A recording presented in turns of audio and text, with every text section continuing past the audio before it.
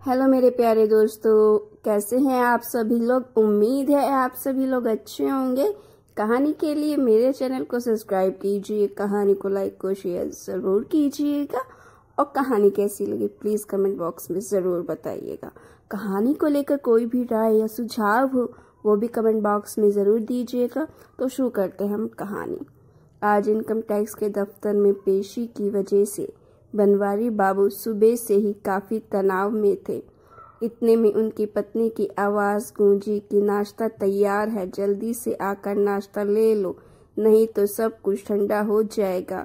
बनवारी बाबू ने कहा कि आज तो नाश्ता रहने ही दो, मुझे पहले ही बहुत देर हो चुकी है।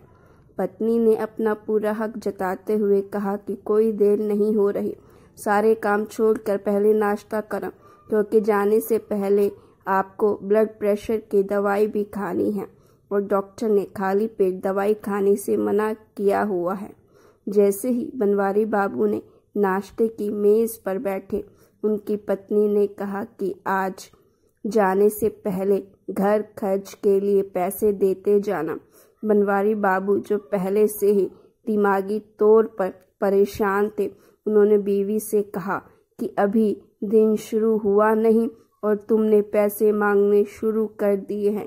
तुम्हें कई बार समझा चुका हूँ कि सुबह सुबह काम पर जाते समय मेरे से पैसे मत मांगा करो। बीवी ने बिना आव ताव देखे कहा कि मैंने जब कल शाम को पैसे मांगे थे तो उस समय आप कह रहे थे कि अभी सारे दिन का काम से थका हुआ आया हूँ, घर आते ही पैसे मांगने शुरू कर दिए हैं। अब आप ही मुझे बताओ कि घर चलाने के लिए तुमसे किस समय पैसे मांगूं। बनवारी बाबू ने कहा कि जब हमारी नई नई शादी हुई थी तो तुम बहुत अच्छी थी, कभी भी मेरे से पैसे नहीं मांगती थी। पत्नी ने कहा कि यह मस्केबाजी छोड़ो और जल्दी से पैसे निकालो। वैसे भी आप खुद ही कहते हो कि जितने चैनल टीवी के उतने नखरे बीवी के। टीवी चलता है रिमोट से और बीवी चलती है नोट से। बनवारी बाबू ने झट से अपना पर्स निकाला और कुछ रुपए बीवी को देकर अपना बैग उठाकर काम पर जाने लगे।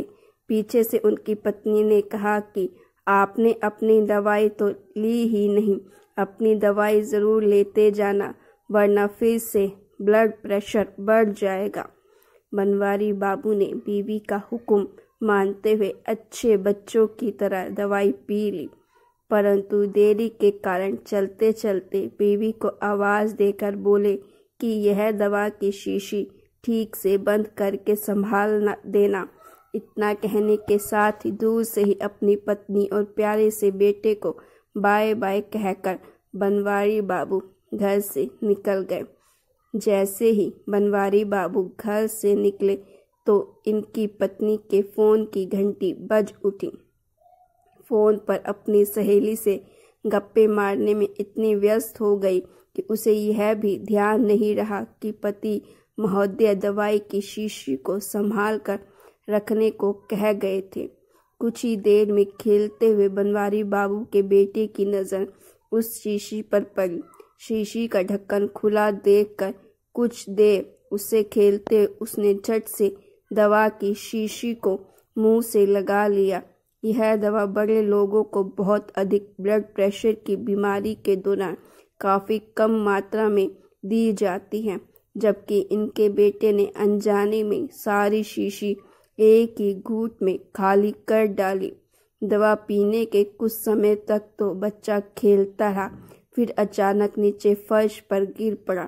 उसके गिरने की आवाज़ से बनवारी बाबू की पत्नी का ध्यान फ़ोन से हटकर बच्चे की ओर गया।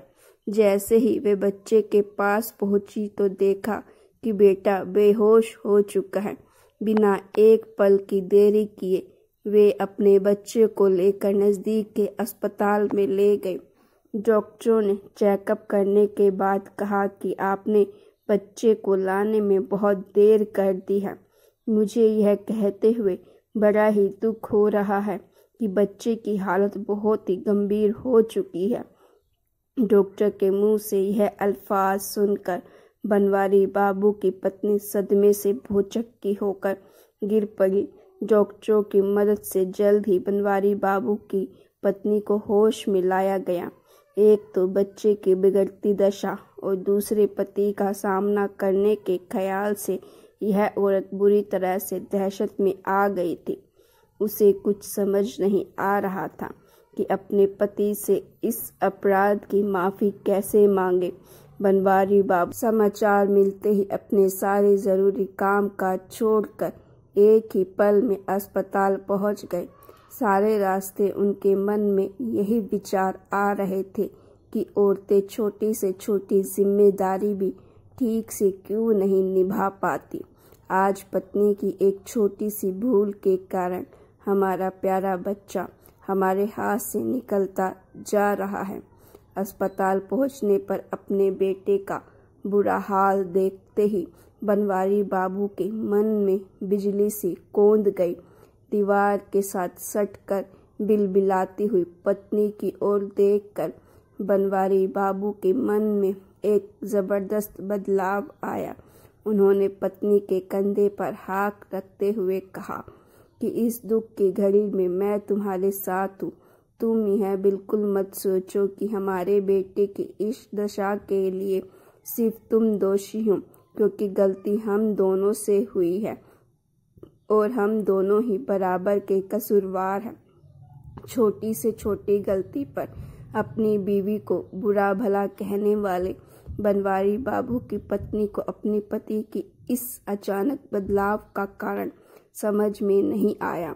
बनवारी बाबू ने अपनी भावनाओं पे काबू रखने के साथ पत्नी को हौसले देते हुए कहा कि हमारा बेटा इस समय जिंदगी और मौत के बीच झूल रहा है। ऐसे में यदि मैं तुम पर गुस्सा भी करूँगा तो भी उसकी हालत सुधारने वाली नहीं है। इसीलिए इस समय एक दूसरे के ऊपर इल्ज़ाम लगाना हम दोनों के लिए सिर्फ बेवकूफ़ी ही होगी। दुख की इस घड़ी में बनवारी बाबू के व्यवहार को देखकर जोली अंकल यह सोचने को मजबूर हो गए हैं कि हर हालात में शांत रहना एक ऐसा गुण है जो करोड़ों लोगों में से किसी एक को नसीब होता है। प्रेम से बोला गया एक शब्द भी हर दुखी आत्मा को शांति प्रदान कर सकता है। आज यदि हर कोई बनवारी बाबू की तरह अपने मन को स्थिर रखकर सभी परिस्थितियों में धैर्य बनाए रखना सीख ले तो फिर कभी किसी को कसूरवार ठहराने की नौबत कभी नहीं आएगी। फैसला ना ले पाने की स्थिति में केवल अपनी आत्मा की आवाज़ सुने। तो गाइस, अगर आपको ये स्टोरी अच्छी लगी है तो प्लीज़ स्टोरी को लाइक करें और मेरे चैनल को सब्सक्राइब भी करें।